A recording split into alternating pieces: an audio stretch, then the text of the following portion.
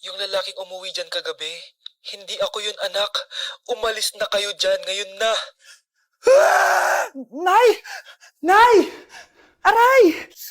Mahal, napano ka? Sinaktan ka ba ng lalaking to, Nay? Okay lang ako, napaso lang. Okay na, nanay. Anong nangyayari dito? Nay! Brianna! Sumama na kayo sa akin! Sasaktan tayo ng lalaking to! Di natin alam baka mamamatay tao yan! Ate, anong sinasabi mo? Si tatay yan, no? Hindi yan si tatay, Brianna! Nay! Sumama na lang kayo sa akin! Scarlett, ako to, tatay mo. Ba't parang di mo ako kilala? Gutom lang yan, Scarlett. Tara na, kain na tayo. Bahala kayo! Sige, huwag kayo maniwala sa akin! Tay, hindi sasama si nanay tsaka si Brianna. Ayaw nila maniwala sa akin. Hayaan mo na, susunduin kita sa harap ng bahay. Sige, Tay, lalabas na ako. Sarap talaga ng luto mo, mahal. Tay, pagpasensyahan niyo na si Scarlett, ha? Palagi kasi nagpupuyat yun, kaya ganyan siya. Nasaan na ba yun? Huwag kang mag-alala, Scarlett. Safe ka sa akin. Tay, salamat. Niligtas mo ako sa kanya. Hawak ko na siya. Very good. Teka lang, bakit wala dito si Scarlett, mahal? Pabalik na yun, mahal. Sige na, kumain ka na lang dyan. Sige. Kain na tayo. Gaganti na ako sa mga panloloko mo sa abroad. Manda sa akin yung anak mo sa labas. Na-like ng kifi ko. Anak, ano ibig sabihin ng kifi? Galing naman nito. Anak, ano ginagawa mo? Nay, nagla-like po ako ng mga post sa TikTok. Nagla-like? Bakit mo binababa? Ito na po kasi uso ngayon, Nay, yung magla-like ka gamit yung kifi mo. Ano ba yung mga bata ngayon na malalaman nyo sa TikTok? TikTok pa! Ayan, mga nakukuha nyo. Ang KJ mo naman, Nay. Try mo kaya. Ay, naku, Scarlett, huwag mo kini-influensya sa mga ganyan mo, ha? Oo nga, ang sarap sa feeling. O, di ba? Like! Na-like ng kifi ko. Igan ko, nilapitan ko hanggang sa may diwata na pagdinat ko. Nalasing kagabi, ang galing katabi, kanabi. Hoy, kayo dalawa! Ano ginagawa nyo, ha? Ba't may pakis? Ma'am, ito po kasi usong step ngayon yung may pakis sa chicks. Ayan, sinasabi ko na nga ba? Puro na naman kayo TikTok! Mga nalalaman nyo! Ang bata-bata nyo pa, may pakis-kis na kayo nalalaman dyan? Mag-aaral nga kayo na maayos. Ang bitter ni ma'am porket walang kadate ng Valentine's. May sinasabi ka ba, Scarlett? Wala po, ma'am. Wow, Edward! Ang ganda naman ng bahay mo. Simula ngayon, Scarlett. Dito ka natitira, ha? Masanay ka na. Matanong ko lang, bakit pala gusto mo akong panagutan? Di ba, iniwan mo na ako? Scarlett, hindi naman talaga kita iniwan. Alam mong, kinailangan ko lang sumama ng matagal sa ibang bansa. Kasama yung mga magulang ko. Ang importante, nandito na ako, Scarlett. Bubuo na tayo ng pamilya. Ang sarap naman pakinggan nun. Oh, Scarlett, bakit? Ang sakit ng tiyan ko! Ha? Teka lang, tatawag ako ng nurse, ha? Diyan ka lang. Edward. Buti na lang dumating ka, tita. Ako, Edward, salamat sa pera, ha? Makakasiguro kang kay Scarlett Lato mapupunta. Bakit nandito yung babaeng yan, ha? Paalisin niyo yan! Ha? Anong nangyayari? Scarlett? Anak, di mo ba kilala? Nanay mo ko. Hayaan mo, baka dala lang ng pagbubuntis niya. Tawag lang po ako ng nurse, ha? Scarlett, dyan ka lang, ha? Edward, huwag mo kang iwan, please! Huwag mo kang iwan dito sa babaeng to! Akala mo ba makakatakas ka sa akin? Binigyan ako ng malaking pera ni Edward, oh. Nakuha ko na yung gusto ko. Ngayon, pwede ka na mawala. Nay, wag po, please. Scarlett, pigilan niyo babaeng yan! Brianna? Tita, anong ginagawa niyo kay Scarlett, ha? Wala. Ina-adjust ko lang yung unan niya. Napakasama mo, tita. Sariling anak mo, papatayin mo? May ipapakulong ako dito. Ano? Kulong? Edward, nakatakas siya. Scarlett, hayaan mo na siya. Hindi ka na niya pwedeng saktan, ha? Paano yung pera? Buti na nakatakas ako. At least may cheque naman ako. Nasaan na yun? Nasaan na yung cheque? Ito, naiwan niya. Thank you, Edward. Masaya ako para sa inyo, ate. Scarlett, Brianna, hanggat nandito ako, poprotektahan ko kayong dalawa.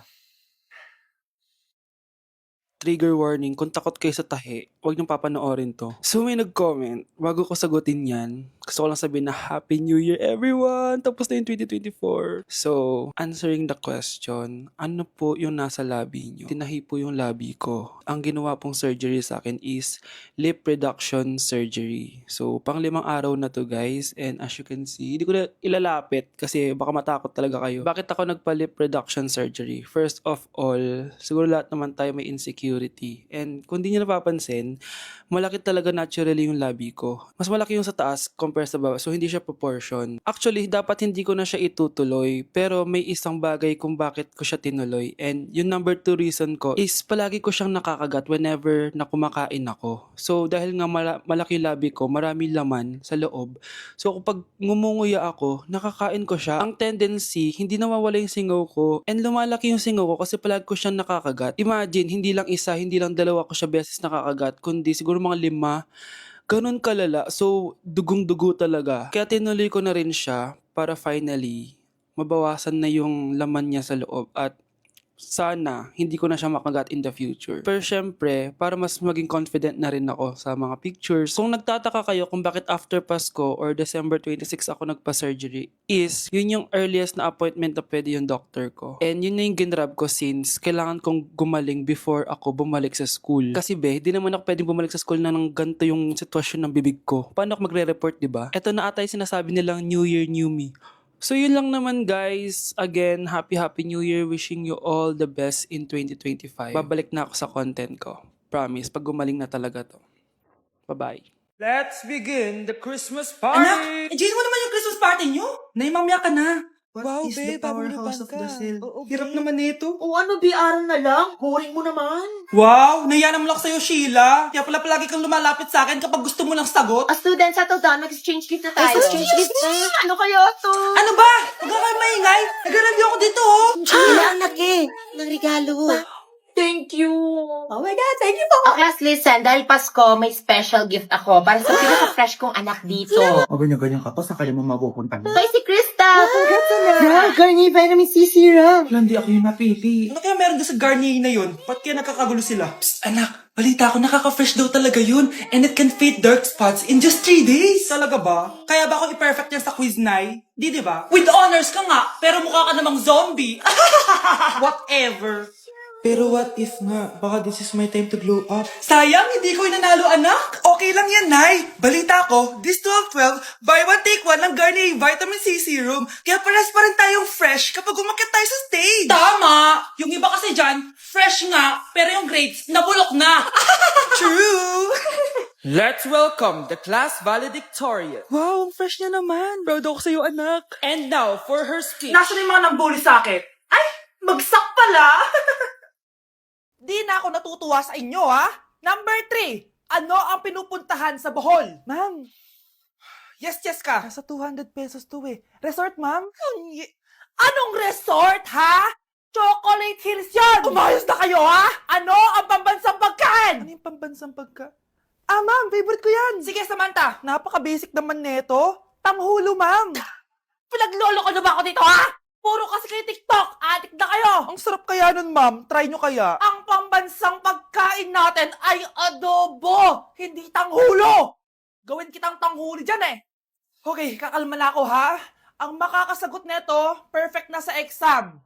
Ano ang pambansang laro natin? Pag nasagot ko to, mas mataas na yung score ko kay Samantha. Ma'am. Scarlett, umayos ka na ha. Sige. Ang pambansang laro natin ay 8-ball pool. Anong 8-ball pool? Ornis yun! Perfect ka na sa akin! Perfect 0! Mali ka, ma'am. Halos lahat ng kakilala ko dito naggaganon. Yun yung pambansang laro natin. Oo, desisyon ako. Ayoko na! Magre-resign na ako! Anak, maghanda ka na. Pupunta tayo sa reunion, ha? Sige po, Nay. O, anak, ito suotin mo, ha? Ang baduy naman yan, Nay. Pang matanda. Anong pang matanda? Suotin mo yan. Sige po, Nay. 1 hour later. Anak, huwag mo kalimutan mag-bless sa mga kamag-anak natin, ha? Sige na, mag-bless ka na doon. Sige po, Nay. Ang dami-dami naman nila. Bless po, tita. Bless po, tito.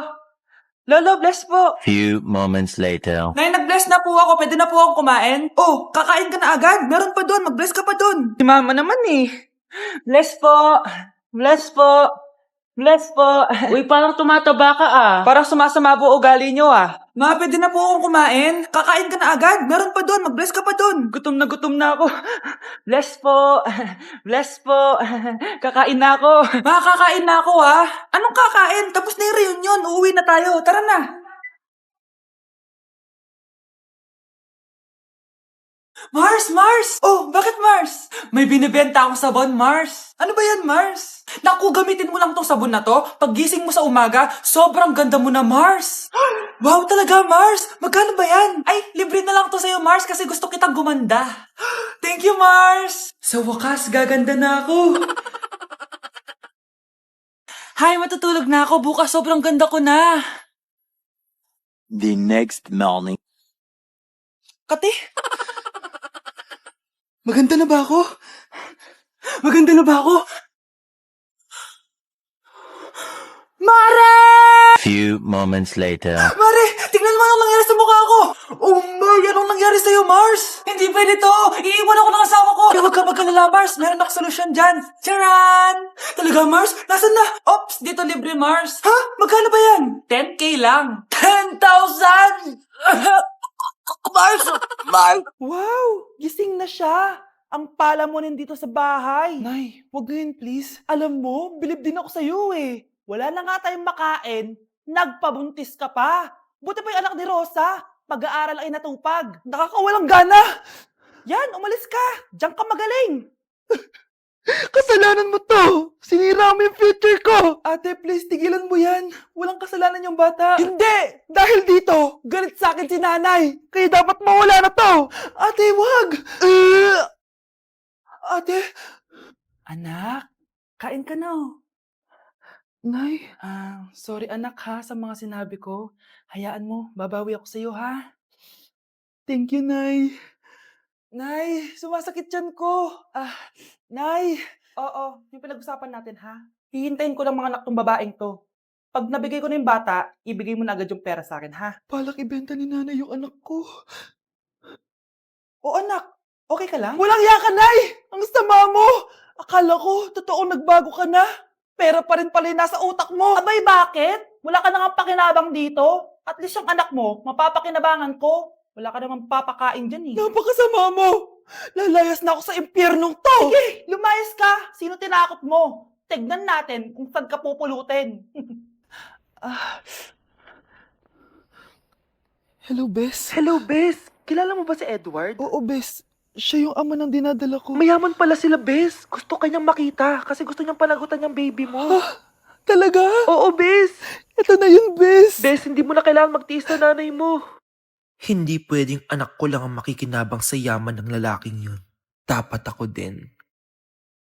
Anak, magpagaling ka lang ha. Nay, ayoko na dito sa ospital. Ang daming may sakit. Kailangan mo nang gumaling, Scarlett, para makapag-date na tayo ulit. Oo, babe. Magpapagaling ako. Hello. Kamusta na po siya? Dok. Okay naman po siya. Pwede na po ba kami lumabas ng hospital? May bad news ako sa inyo. Nay, bad news daw. Hindi naging maganda yung mga resulta ni Scarlett. 3 araw na lang siyang mabubuhay. Hindi pwede.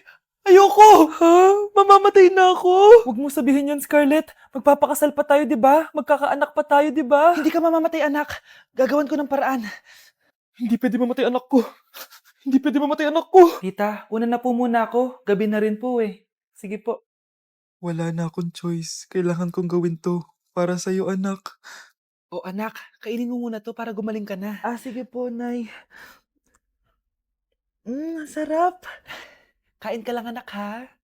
Hello. Kamusta siya? Dok, parang lumakas ako ngayon. Talaga, anak? Malakas ka na? May good news ako sa inyo. Naging okay lahat ng results ni Scarlett. Grabe, parang himala. Pwede na kayong lumabas dito sa ospital. Makakalabas na tayo ng ospital, Nay! Oo, anak! Gagawin ko lahat para sa'yo, anak.